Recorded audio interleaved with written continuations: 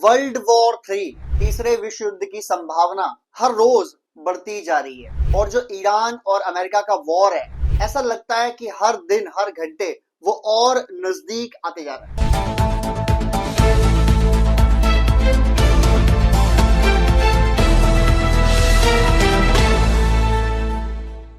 Hello friends, world war 3 तीसरे विश्व युद्ध की संभावना हर रोज बढ़ती जा रही है और जो ईरान और अमेरिका का वॉर है, ऐसा लगता है कि हर दिन हर घंटे वो और नजदीक आते जा रहा है। कुछ इसकी पॉसिबिलिटी दिखी थी कि ये रुक जाए, ये लड़ाई ना हो। शुक्रवार को जब मीटिंग होनी थी ओमान में, मस्कट में, स्टीव बिटकॉफ जो डोनाल्ड ट्रंप के विशेष दूत हैं और ईरान के विदेश मंत्री अरागची के बीच मीटिंग हुई। 7 घंटे चली पर रहा वही डाक के 3 पात, कुछ नहीं आया हाथ। तो कोई मीटिंग का नतीजा नहीं निकला और उसके बाद वो तनातनी और बढ़ गई। हम हर रोज लगभग इस पे वीडियो डाल रहे हैं, एक दो दिन छोड़ के। और कल ही हमने बताया था आपको कि किस तरीके से ईरान ने 112 अमेरिका के जो वाहन ढोने वाले, सैनिक ढोने वाले बड़े लेवल के विमान है, C-17 ग्लोब मास्टर या फिर सुपर हरकुलिस, ये ईरान के चारों तरफ आए हैं। इसकी रिपोर्ट ईरान ने दी, ईरान ने बताया। और स्पेशली जो इजराइल का टीवी न्यूज चैनल्स हैं, उन्होंने इसकी पुष्टि की और बताया जा रहा है कि हर रोज 50 से 60 C-17 ग्लोब मास्टर की फ्लाइट्स आ रही हैं।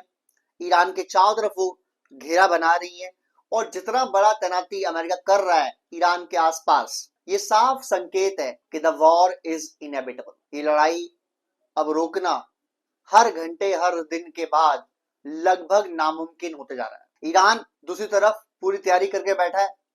उन्होंने ओपनली बोला भी है कि भाई हमारे जो फिंगर्स है वो ट्रिगर्स पर है और अगर हम पर एक भी मिसाइल फायर हुई, एक भी गोली चली, तो उसका करारा जवाब दिया जाएगा, यानी फिर हम फुल फोर्स में जवाब देंगे। आपको बताएं कि ईरान के अगेंस्ट इजराइल और अमेरिका ऐसी प्लानिंग कर रहे हैं कि जब वो हमला करें, वो हमला इतना जोरदार हो, इतना तगड़ा हो कि पलटवार की संभावना ना रहे, पॉसिबिलिटी ना रहे कि ईरान पलटवार कर सके।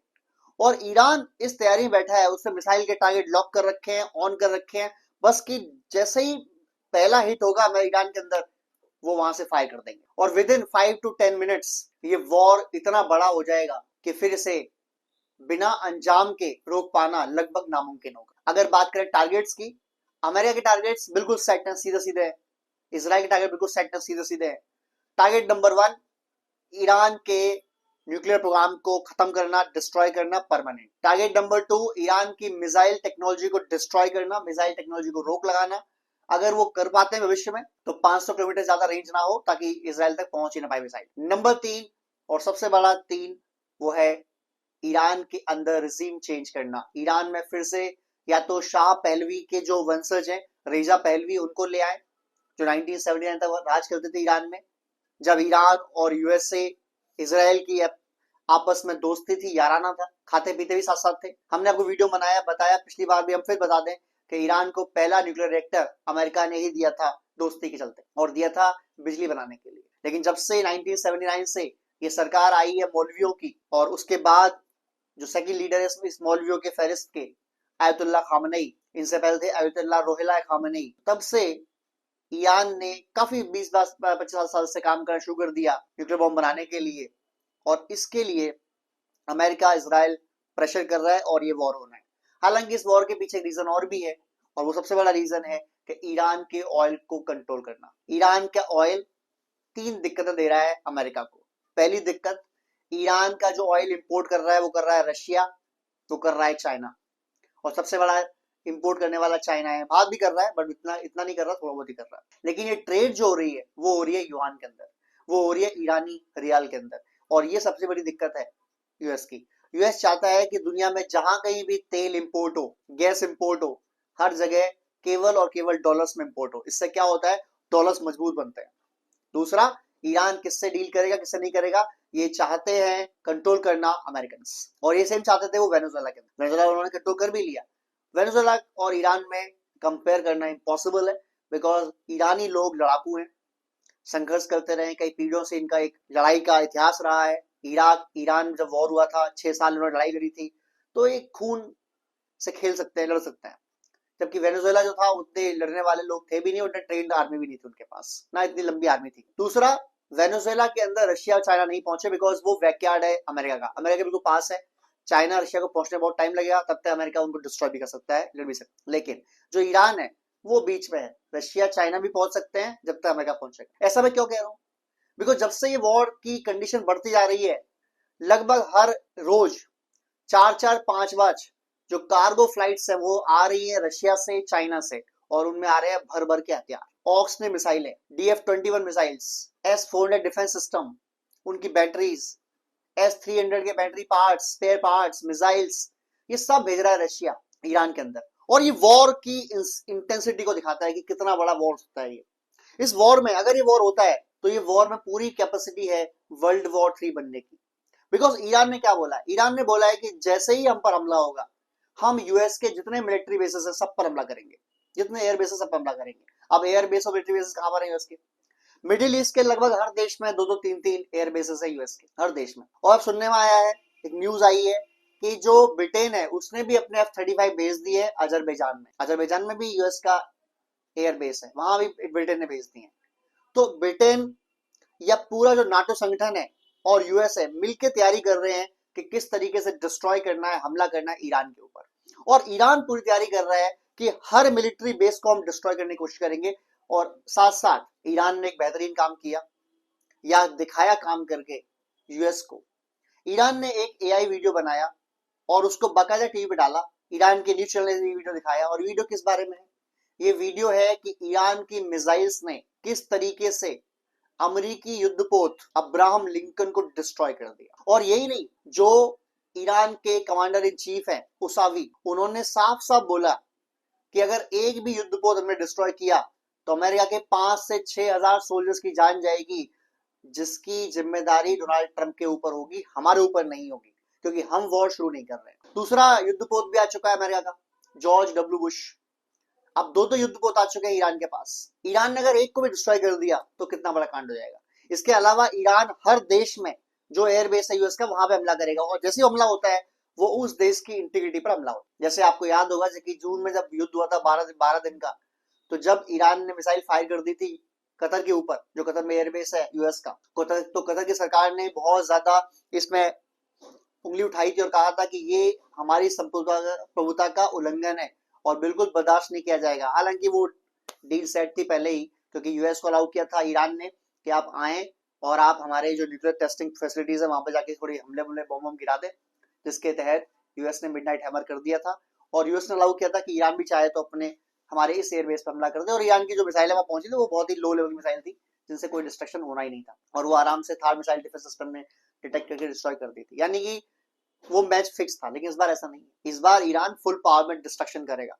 और ईरान ने अपनी मिसाइल के अंदर क्या कमियां थी 6 महीने पहले लड़ाई हुई थी, 12 दिन का जो वॉर हुआ था, वो रेक्टिफाई कर ली है। और ईरान ने ड्रोन्स, अपनी मिसाइल्स की टेक्नोलॉजी इतनी एडवांस कर दी है, इतनी एडवांस कर दी है कि खुद अमेरिका और इसराइल ये मान रहे हैं कि एक लेवल के बाद इन मिसाइल को रोक पाना असंभव है, मुश्किल है। लेकिन इसमें साथ साथ हमला कौन करने में हेल्प करेंगे?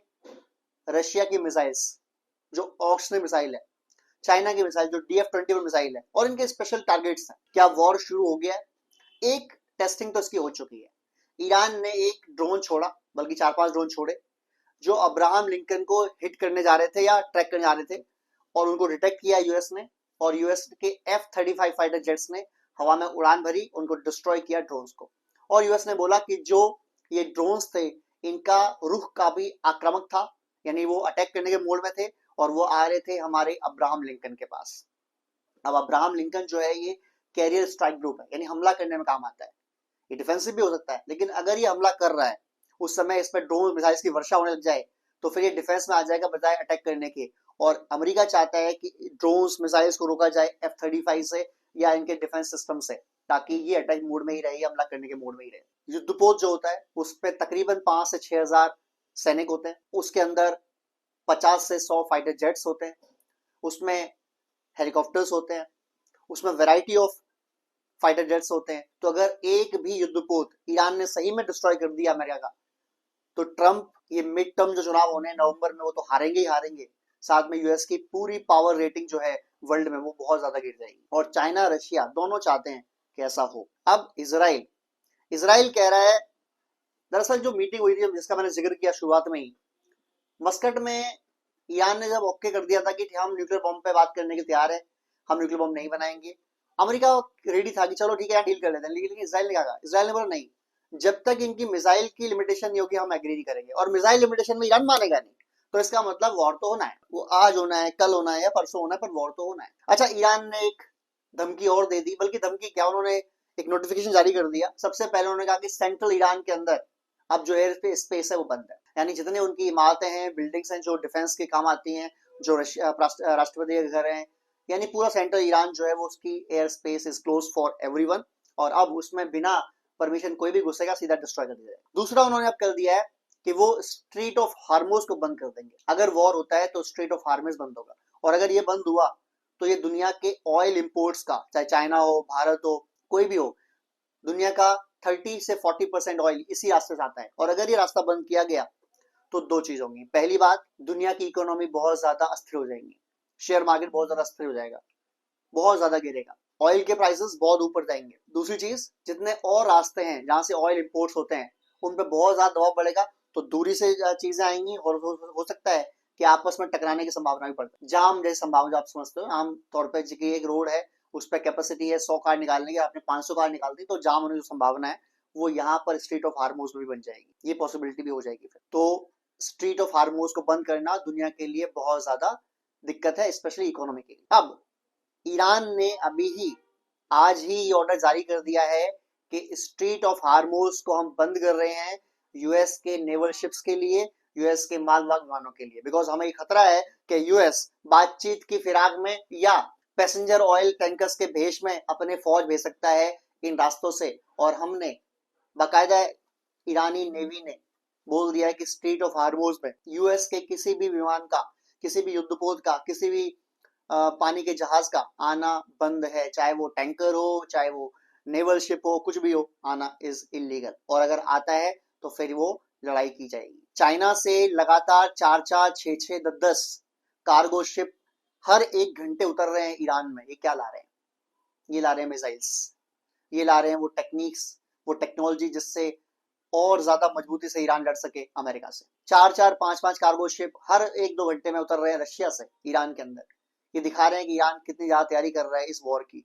ईरान के लिए डू और डाई कंडीशन, ईरान के लिए ये कंडीशन वो है कि या तो आज या तो फिर कभी नहीं, बिकॉज ईरान को पता है कि वो इजराइल और अमेरिका से कभी जीत तो नहीं सकता, पॉसिबल ही नहीं। लेकिन वो चीजें क्या है, ईरान काउंट डाउन कर रहा है, ईरान काउंट डाउन कर रहा है, और ईरान तैयार है बिल्कुल वॉर करने के लिए। ईरान कह रहा है आज वो देख लेते हैं, लेट्स डू इट। और ईरान का क्या टारगेट है? Guerrilla war. ईरान को पता है सीधा जीत नहीं पाएंगे, तो पहली चोट में ऐसी चोट मारो अमेरिका को कि युद्ध रुक जाए अपने आप ही, युद्ध से पीछे हटना पड़ जाए अमेरिका को। इकोनॉमी वाइज स्ट्रीट ऑफ हार्मोज बंद कर दो, दुनिया की इकोनॉमी डिस्ट्रॉय होंगी, प्रॉब्लम में आएंगी, पैनिक में आएंगी, सब बोलेंगे वॉर बंद करो। दूसरा, जितने भी एयरबेसेस सब पे अटैक करो, सारी कंट्रीज जिन पे एयरबेसेस हैं वो जाएंगे और बोलेंगे अमेरिका को यार युद्ध बंद करो, हमारे मिसाइल गिर रही है। तीसरा, सऊदी अरब ने ये बोल दिया है कि अगर ईरान ने न्यूक्लियर बॉम्ब बना लिया तो with in few weeks, with in कुछ मंथ्स हमारे पास भी न्यूक्लियर बॉम्ब होगा। और आप सबको पता है वो कहां से होगा, पाकिस्तान से जो डील की है सऊदी अरब ने, डील तो क्या कुछ नहीं है, वो ऑर्डर देंगे तो काम हो जाएगा, लेकिन वो डील के नाम पर जो डील की है वो बताता हूँ। वो डील ये है कि अगर एक पे हमला हुआ तो दूसरा हमला वहां जाएगा, और उस डील के तहत पाकिस्तान न्यूक्लियर बॉम्ब सप्लाई कर देगा सऊदी अरब को, इसके फुल चांसेस हैं पैसे के बदले।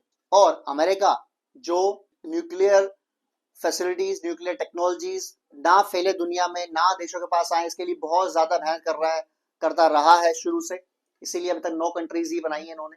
लेकिन अगर ईरान करता है तो 10 और सऊदी अरब करता है तो फिर 11। तो अमेरिका बिल्कुल भी इसमें अलाउ नहीं करेगा सऊदी अरब को। अमेरिका बोलेगा उनसे आपकी जो नॉर्मल कन्वेंशनल वेपन्स हैं, सऊदी अरब के पास ऑलरेडी F-35 फाइटर जेट है, मिसाइल्स हैं, पेट्रो डिफेंस सिस्टम है, थार डिफेंस सिस्टम्स है, सब कुछ ही है ऑलमोस्ट। एक न्यूक्लियर बॉम्ब के अलावा सब कुछ है उनके पास। तो अमेरिका नहीं चाहेगा कि उनके पास एक न्यूक्लियर बॉम्ब आए, एक और दिक्कत बढ़े। लेकिन ईरान न्यूक्लियर टेस्टिंग करेगा नहीं, इसकी कोई गारंटी नहीं। आप ये कह सकते हैं कि अगले 24 से 48 घंटे ईरान के लिए बहुत महत्वपूर्ण है, मिडिल ईस्ट के लिए बहुत महत्वपूर्ण है। क्यों? क्योंकि इजराइल के पीएम बेंजामिन नेतन्याहू आज जा रहे हैं मिलने ट्रंप से। वैसे वो जा रहे थे 1 हफ्ते के बाद, लेकिन वो आज ही चले गए हैं। और ऐसा बताया जा रहा है कि वो अपनी जो युद्ध की तैयारी है इजराइल के अंदर, उसकी डिटेल पहुंचाएंगे ट्रंप के पास, और फिर वहां मीटिंग होगी कि अब किस तरीके से अटैक किया जाए, कौन हमला पहले करेगा, इसराइल या यूएस। इसराइल ये भी कह सकता है कि लड़ाई हम करेंगे, आप हमें खाली प्रोटेक्शन दे दीजिए। लेट्स सी क्या होता है। War is coming and coming is very fast. और अगर ये लड़ाई हुई, युद्ध हुआ, तो तीसरा विश्व युद्ध होगा, इसमें कोई दो राय नहीं। रशिया चाइना ईरान में लड़ेंगे, ईरान के साथ मिलके। ईरान पूरी दुनिया में अशांति फैलाने के लिए जो अमेरिका के बेसिस है वहां हमले करेगा, वो देशों में दिक्कत आएंगी।